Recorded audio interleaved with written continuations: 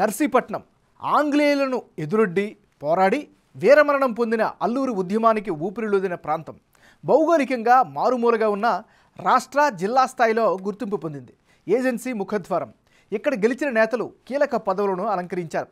సూర్యనారాయణరాజు 3 సార్లు ఎమ్మెల్యేగా గెలిచి కాసు బ్రహ్మానందరెడ్డి, పివి నరసింహారావు, జలగం వెంగళరావు మంత్రివర్గాల్లో మంత్రిగా పనిచేశారు. టీడీపీ ఆవిర్భావం తర్వాత చింతకాయల అయ్యన్న పాత్రుడు 5 సార్లు ఎమ్మెల్యేగా గెలిచారు. ఎన్టీఆర్, చంద్రబాబు నాయుడు మంత్రివర్గాల్లో మంత్రిగా పనిచేశారు. అయ్యన్న దూకుడుకు గత ఎన్నికల్లో చెక్ పెట్టింది వైసీపీ. తొలిసారి ఎమ్మెల్యేగా గెలిచిన ఉమాశంకర్ గణేష్కు నర్సీపట్నంలో మంచి పేరుంది.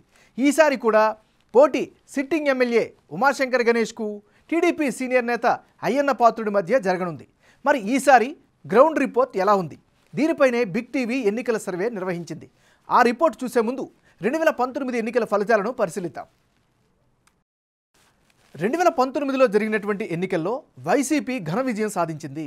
వైసీపీకి ఏకంగా 54%, తెలుగుదేశం పార్టీకి 40%, ఇతరులకు 6% ఓట్లు దక్కాయి. అంటే 2019 ఎన్నికల్లో నర్సీపట్నంలో వైసీపీ వేవ్ స్పష్టంగా కనిపించింది.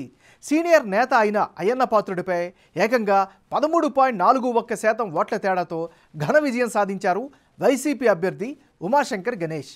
ఆయన గ్రాండ్ విక్టరీకి ఉమాశంకర్ క్లీన్ ఇమేజ్తో పాటు గత ఎన్నికల్లో కేవలం 1% ఓట్ల తేడాతో ఓడారు అన్న సింపతి బాగా వర్కౌట్ అయింది. ఇక తెలుగుదేశం పార్టీ నుంచి బరిలోకి దిగిన అయ్యన్న పాత్రుడికి 40% ఓట్లు ఇచ్చాయి. ఈ నియోజకవర్గంలో మెజారిటీ సంఖ్యలో ఉన్న కొప్పులవలమ సామాజిక వర్గానికే 2 పార్టీలు టికెట్లు కేటాయించాయి.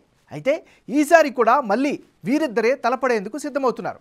దీంతో నర్సీపట్నం రాజకీయంలో పొలిటికల్ హీట్ పీక్స్కి చేరింది. వీరి గెలుపు ఓటములకు సంబంధించి బిగ్ టీవీ నిర్వహించిన సర్వే రిపోర్ట్ను ఇప్పుడు చూద్దాం. ముందుగా ప్రస్తుత ఎమ్మెల్యేగా ఉన్న ఉమాశంకర్ గణేష్కు ప్లస్లేంటి మైనస్లేంటో పరిశీలిద్దాం. ముందుగా వైఎస్ఆర్ కాంగ్రెస్ పార్టీకి సంబంధించినటువంటి నాయకుడు ఉమాశంకర్ గణేష్కి సంబంధించి ఈసారి ఎన్నికల్లో అనుకూలమైనటువంటి అంశాలు. నియోజకవర్గ ప్రజలతో సత్సంబంధాలను అయితే కొనసాగిస్తున్నారు. ఇది ఖచ్చితంగా అనుకూలమైనటువంటి అంశం. నర్సీపట్నం టౌన్ను అభివృద్ధి చేశారు అనేటువంటి అభిప్రాయం కూడా వ్యక్తమవుతుంది. మరోవైపు పార్టీ పరంగా చూసుకుంటే కేడర్తో కూడా చాలా మంచి రిలేషన్స్ను కంటిన్యూ చేస్తున్నారు. ముఖ్యంగా మిగతా నియోజకవర్గాలతో పోల్చుకుంటే ఈ నియోజకవర్గంలో రోడ్లను డెవలప్ చేశారు అనేటువంటి అభిప్రాయం కూడా కనిపిస్తుంది. ఇవి ప్రస్తుత ఎమ్మెల్యేపై పాజిటివ్ ఇమేజ్ను జనంలో క్రియేట్ చేస్తాయి. మరి అదే సమయంలో ఉమాశంకర్ గణేష్కు ఉండేటటువంటి మైనస్ పాయింట్స్ ఏంటో పరిశీలిస్తే చింతకాయల సన్యాసపాత్రుడు కూడా ఈసారి టిక్కెట్ రేసులో ఉన్నారు, టిక్కెట్ ఆశిస్తున్నారు. ఇది ఖచ్చితంగా మైనస్ అయ్యే అవకాశం ఉంది. మరోవైపు నర్సీపట్నం టౌన్ తప్ప ఇతర ప్రాంతాలు అభివృద్ధి చేయలేదు అనేటటువంటి అపవాదైతే బలంగా వినిపిస్తోంది. మరోవైపు నియోజకవర్గాన్ని వెంటాడుతోంది ప్రధానమైన సమస్య నిరుద్యోగ సమస్య. ఇంకా అనేక పనులు నిర్మాణ దశలో ఉండడం కూడా అభివృద్ధి పరంగా చెప్పుకునే పరిస్థితి కనిపించడం లేదు. సో ఇలాంటి అంశాలు ఎమ్మెల్యే గ్రాఫ్ను కాస్త తగ్గిస్తున్నాయి అని చెప్పుకోవచ్చు. ఇది దీనికి సంబంధించినటువంటి ప్లస్లు మైనస్లు. తెలుగుదేశం పార్టీకి చెందినటువంటి అభ్యర్థి సీనియర్ నేత అయ్యన్న పాత్రుడికి ఉండేటటువంటి అనుకూల ప్రతికూల అంశాలనేటో పరిశీలిద్దాం. ముందుగా అయ్యన్న పాత్రుడికి ఈసారి కలిసి వచ్చేటువంటి అంశాలు. నియోజకవర్గానికి అత్యంత సుపరిచితమైనటువంటి సీనియర్ నేతగా ఈయనకైతే మంచి పేరు కనిపిస్తోంది. మరోవైపు 6 సార్లు ఎమ్మెల్యేగా పనిచేసినటువంటి అనుభవం ఈసారి ఖచ్చితంగా పొలిటికల్గా కలిసి వచ్చే అంశం. మరోవైపు గతంలో క్యాబినెట్ మంత్రిగా పనిచేసినటువంటి అనుభవం ద్వారా కూడా ఈయనకి అడ్వాంటేజ్ ఫ్యాక్టర్స్ కనిపిస్తున్నాయి. ముఖ్యంగా సామాన్య ప్రజలతో పాటు కేడర్తో కూడా నిత్యం టచ్లో ఉండడం ఈయన యొక్క మరో అదనపు బలం. మరోవైపు ప్రభుత్వంపై నిత్యం పోరాడుతూ ఉండడం కూడా ప్రజల్లో అయితే ఖచ్చితంగా పాజిటివ్ ఫ్యాక్టర్ కనిపిస్తుంది. చివరాఖరిగా జనసేన తెలుగుదేశం పార్టీ పొత్తు కూడా ఈయనకి కలిసి వచ్చే అవకాశాలు కనిపిస్తున్నాయి. ఇది ఈయనకి సంబంధించినటువంటి గ్రౌండ్ రియాలిటీ. ఇక రానున్న ఎన్నికల్లో నర్సీపట్నం నియోజకవర్గంలో బరిలో ఎవరెవరు ఉంటే ఫలితాలు ఏ విధంగా వచ్చే అవకాశం ఉందో పరిశీలిద్దాం. ముందుగా వైఎస్ఆర్ కాంగ్రెస్ పార్టీకి సంబంధించినటువంటి నాయకుడు ఉమాశంకర్ గణేష్ వర్సెస్ తెలుగుదేశం పార్టీకి సంబంధించిన అయ్యన్న పాత్రుడు.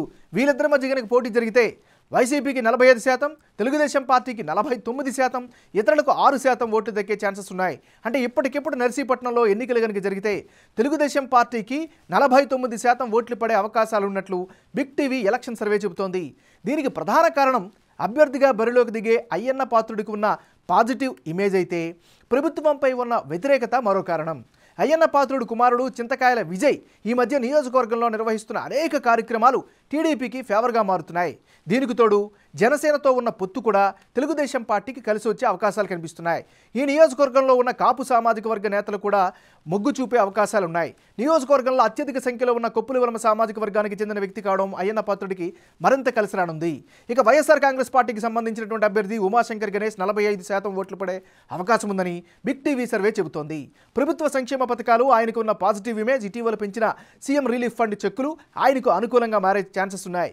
ఇక ఇతరులకు గెలిచేందుకు కేవలం 6% మాత్రమే అవకాశం ఉందని సర్వే రిపోర్ట్ చెబుతుంది. మొత్తంగా చూస్తే నర్సీపట్నం నియోజకవర్గంలో మరోసారి తెలుగుదేశం పార్టీ గెలిచే అవకాశాలు ఎక్కువగా ఉన్నాయని బిగ్ టీవీ సర్వే రిపోర్ట్ చెబుతోంది.